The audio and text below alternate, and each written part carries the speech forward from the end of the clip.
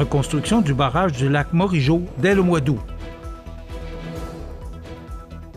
Mangeons local, 2 fermes ouvrent leurs portes pour faire découvrir l'agriculture d'ici. Desjardins soutient la jeunesse, 1 500 $ remis à la Fondation Richelieu Montmagny.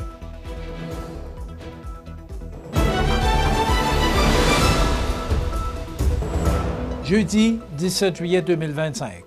Bonjour mesdames et messieurs et bienvenue à votre bulletin régional sur le réseau de télévision CMA TV. Le barrage du lac Morigeau, érigé il y a près de 75 ans et aujourd'hui vétuste, sera complètement reconstruit à partir du 4 août prochain.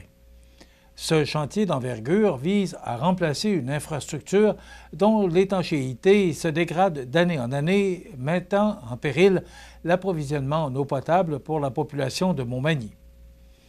Le nouveau barrage comprendra un déversoir automatisé, un élément clé pour assurer un contrôle optimal des niveaux d'eau. En effet, l'actuel ouvrage ne dispose d'aucun système de déversement contrôlé, ce qui, en période de sécheresse, entraîne des baisses critiques du niveau du lac Morigeau. Ces situations empêchent parfois l'eau d'atteindre la rivière des Perdrix, où se trouve la prise d'eau municipale. Avec cette nouvelle infrastructure, la Ville entend corriger cette problématique et garantir un débit constant vers la rivière, contribuant ainsi à la santé de la flore et de la faune locale. Après de nombreuses démarches et analyses, notamment dans les plans environnementaux, nous sommes vraiment heureux que les travaux puissent enfin débuter, a déclaré Marc Lorrain, maire de Montmagny. Il s'agit d'un projet d'envergure primordial pour notre municipalité, puisque l'approvisionnement en eau est un service essentiel. Ce projet représente un investissement de plus de 2,5 millions de dollars. Les travaux s'échelonneront sur plusieurs semaines et devraient se terminer au début du mois de décembre. Ils se dérouleront en 2 phases, dont la première consistera à construire une digue du côté sud et à installer le déversoir automatisé, tandis que la deuxième se concentrera sur la digue nord. Les digues seront formées à l'aide de pas-planches ou de pales-planches de longues plaques enfoncées verticalement dans le sol pour former un mur étanche, avant d'être consolidées par des remblais en gravier. Une ligne électrique sera également installée pour alimenter les systèmes de télémétrie et de motorisation, permettant ainsi à l'équipe de l'usine de traitement des eaux de surveiller en temps réel et de contrôler à distance le débit d'eau. Si certains travaux seront réalisés par l'équipe municipale, la majorité du chantier sera confiée à l'entreprise Construction Longer, une firme estrienne reconnue pour son expertise. La Ville de Montmagny rappelle enfin que la gestion responsable de l'eau est un devoir collectif et invite la population à contribuer à la préservation de cette ressource précieuse. Le dimanche 7 septembre prochain, 2 fermes de la région de la Chaudière-Appalaches invitent la population à découvrir leur univers agricole à l'occasion de la 21e édition des Portes ouvertes dans le cadre de la tournée Mangeons local. En effet, cette activité gratuite et conviviale permettra aux visiteurs de plonger dans le quotidien de 2 exploitations agricoles bien distinctes, dont la ferme 1884 de Saint-Damien de Buckland et la ferme Paraduc de Saint-Honoré de Shenley en Beauce. De 10h à 16h, les participants pourront choisir la ferme de leur choix et simplement se rendre sur place sans réservation requise. L'événement est une belle opportunité pour rencontrer des producteurs passionnés qui ouvrent grandes leurs portes pour partager leur savoir-faire et leur mode de vie. La ferme 1884, située à Saint-Damien de Buckland, est une entreprise maraîchère familiale solidement implantée dans la région. On y cultive une grande variété de légumes et de fruits frais avec des pratiques agricoles respectueuses de l'environnement. En début de saison, la ferme propose également des plants potagers au grand public. Ici, tradition, fraîcheur et passion locale se côtoient pour le plus grand plaisir des visiteurs. À Saint-Honoré de Shenley, la ferme Paraduc propose une expérience tout à fait différente, dont celle d'une ferme laitière moderne.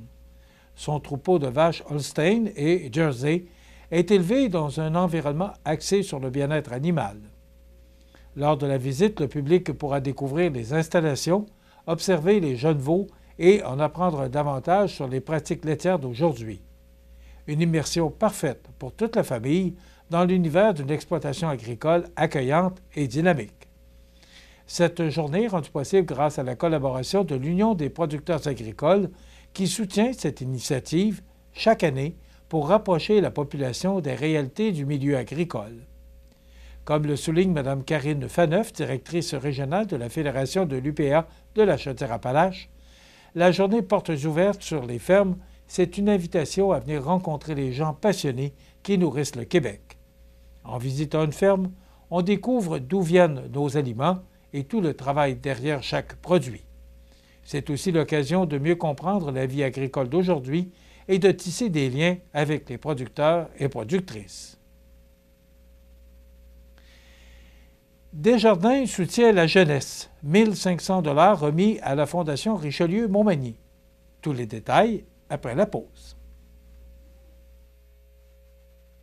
Le restaurant Pizzeria Porto Bellissimo, un incontournable à Saint-Jean-Port-Joli. Pizza débordante de garniture, menu varié et abordable. Délicieux dessert avec des produits de grande qualité des gâteries de l'Ami. Porto Bellissimo et les gâteries de l'Ami, route de l'église à Saint-Jean-Port-Joli. Animalerie Montmagny, on aime vos félins, parfois taquins. Oui, vos chiens, même les coquins. Vos oiseaux qui chantent en duo, c'est pour l'amour des animaux. Animalerie Montmagny, pour l'amour des animaux.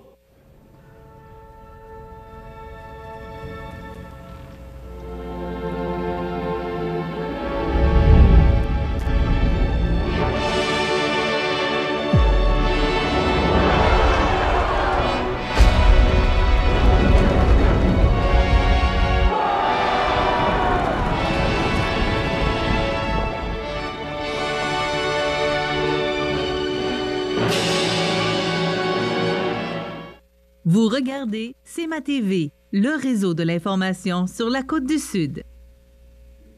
La Caisse Desjardins de la MRC de Montmagny réaffirme son engagement envers la jeunesse locale en remettant une contribution de 1 500 $ à la Fondation Richelieu-Montmagny. C'est Mme Julie Naud, directrice générale de la Caisse, qui a procédé à la remise officielle de ce don à André Corriveau, président de la Fondation et membre du comité organisateur du 13e tournoi de golf de la Fondation Richelieu.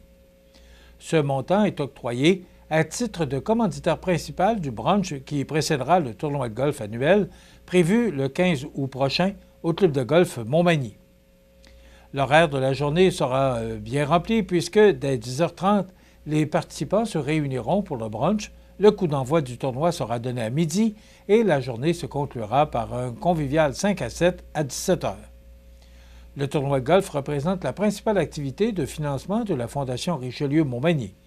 Cette année, le comité organisateur espère recueillir une somme de 20 000 $ quand même, qui sera entièrement remise à la Fondation afin de soutenir sa mission, soit l'aide à la jeunesse. Soulignons que le président d'honneur du 13e tournoi est Bernard Généreux, député fédéral de Côte-du-Sud, Rivière-du-Loup, Katascomique, Témiscouata, qui a accepté de prêter son appui à cette cause importante pour la communauté.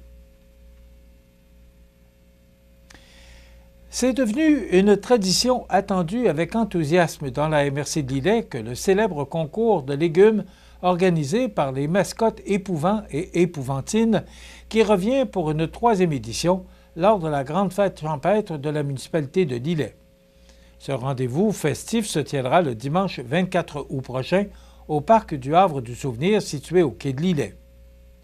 Depuis sa création, le concours attire un nombre croissant de participants et de curieux. L'an dernier, plus de 100 légumes avaient été présentés, un chiffre qui laisse espérer une participation tout aussi généreuse, voire supérieure cette année. L'événement est ouvert à tous les jardiniers amateurs de la MRC de Lillet et des environs, une invitation lancée à toute la communauté pour célébrer la fierté des potagers locaux. 3 catégories bien distinctes attendent des compétiteurs, dont la tomate la plus grosse, selon son poids, la carotte la plus longue, mesurée en millimètres, et la catégorie des drôles de légumes, où toutes les formes insolites seront mises à l'honneur. Pour chaque catégorie, 3 prix seront remis aux gagnants, ce qui promet des moments amusants et chaleureux au rythme des applaudissements des visiteurs. La journée se déroulera selon un horaire précis de 9 h à midi. Les jardiniers amateurs pourront s'inscrire ou inscrire leur récolte et déposer leurs légumes au kiosque d'accueil. À midi pile, la période d'inscription prendra fin, permettant ensuite au jury de délibérer et de désigner les champions de cette 3e édition. La remise des prix et des médailles est prévue dès 13 h pour clore cette activité champêtre en beauté. Au-delà du simple concours, cette activité se veut, avant tout, un prétexte à la rencontre et à la valorisation du travail des passionnés du jardinage.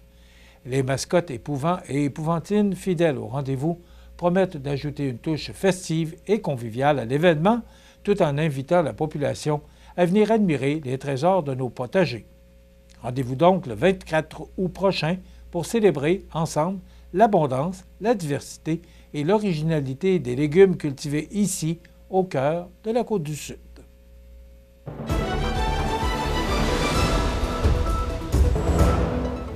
Au sport, la délégation de Chaudière-Appalaches est fin prête à représenter fièrement sa région à la 59e finale des Jeux du Québec qui se tiendra à Trois-Rivières du 25 juillet au 2 août prochain. En effet, c'est au Centre aquatique multifonctionnel de Lévis que 183 jeunes athlètes, accompagnés de leurs entraîneurs, accompagnateurs, missionnaires et parents, se sont récemment réunis pour souligner leur départ et afficher leur enthousiasme avant cette grande aventure sportive. Ces jeunes ambassadeurs ont été soigneusement sélectionnés à l'issue des Jeux régionaux et se préparent à affronter les meilleurs athlètes de la province dans 13 disciplines sportives. Cette rencontre pré-départ fut un moment clé pour créer l'esprit d'équipe et rappeler que ces jeunes ne partent pas seuls. C'est toute une région qui sera derrière eux pour les encourager, comme l'a souligné Sabrina Bilodeau, agente de développement en sport à l'unité régionale de loisirs et de sport de la Chaudière-Appalaches. Parmi eux, la Lévisienne Sarah Champoux, 17 ans, aura l'honneur de porter le drapeau de la Chaudière-Appalaches lors de la cérémonie d'ouverture.